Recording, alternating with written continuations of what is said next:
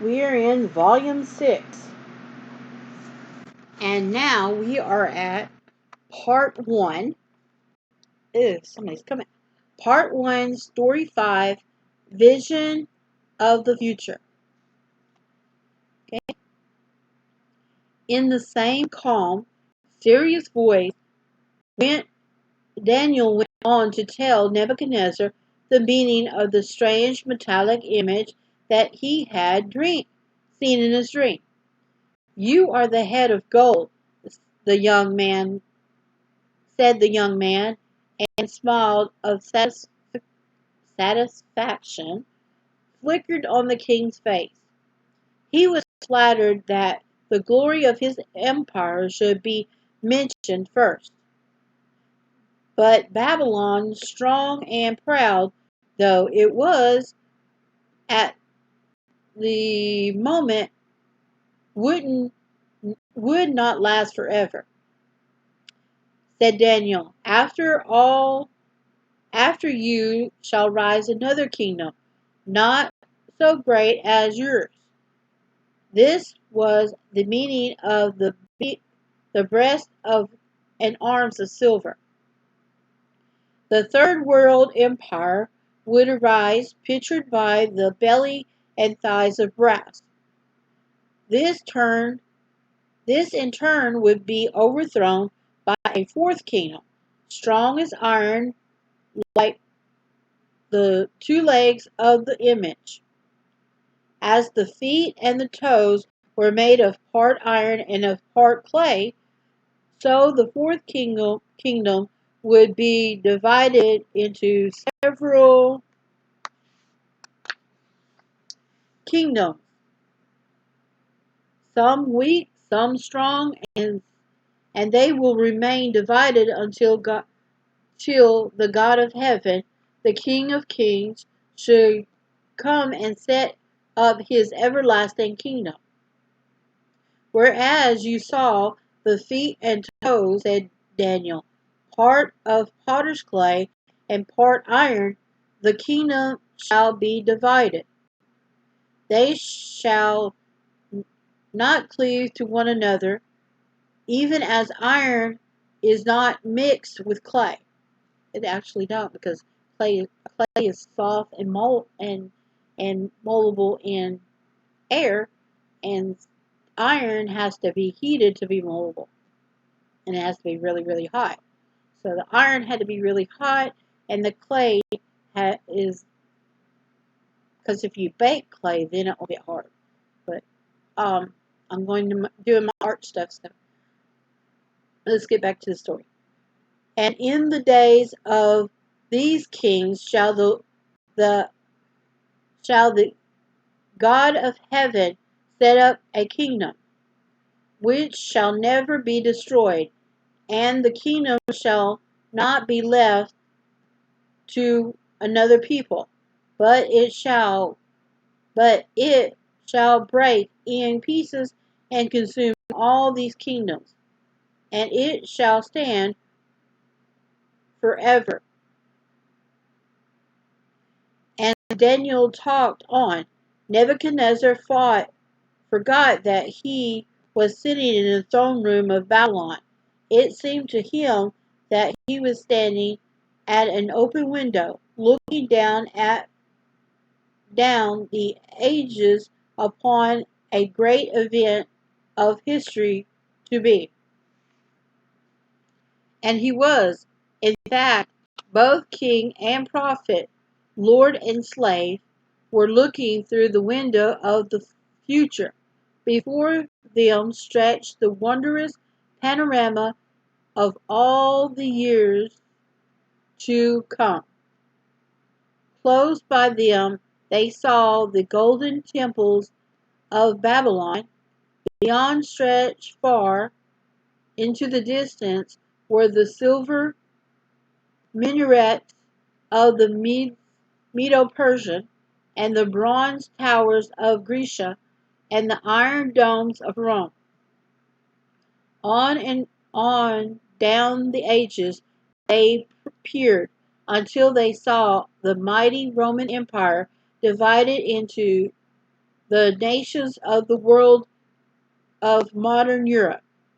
They saw these nations fighting each other in great and terrible wars, as they, as strong leaders tried in vain to unite them into one great whole again. And you got to think this is after was after the two great wars also. And this is our Herbert Redeem, and and it's a two-pager. So he's looking Daniel, Nebuchadnezzar, and then there's the statue, and there's the reference to each of the kingdoms. And I think Rome is the top one. Yeah. No. Okay. The Rome one is this one. And then this one is modern. So this would be the the Medes and Persian. And then this is the Greek, because you can tell because it has the Parthenon. And then the Roman, it's got the gate that's in France. It's supposed to be Roman. And then, of course, the modern city at the top.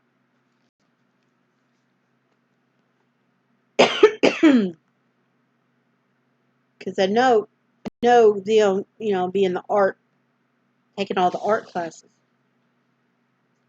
Okay, now we get back to the story. Excuse me. Then, in the days of these kings, that is in our day, they saw something terrible happen. Suddenly their eyes were drawn from earth to heaven, and there in the sky they heard a large fiery glow as the King of Kings descended in mighty power to bring all earthly empires to an end. Wonderful vision. How their hearts must have thrilled at the sight. When it was over, the mighty king of Babylon fell on his face before this Hebrew slave, whom God had so wonderfully used to reveal the future to him.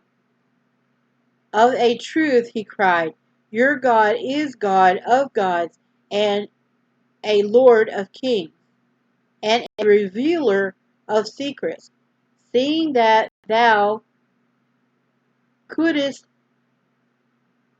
reveal this secret. And then, of course, it has a great big two-page of this by Herbert Roden. And of course, the text is right there. And there's him seeing Jesus in the glory coming down. And of course, the city down at the bottom being destroyed. Okay.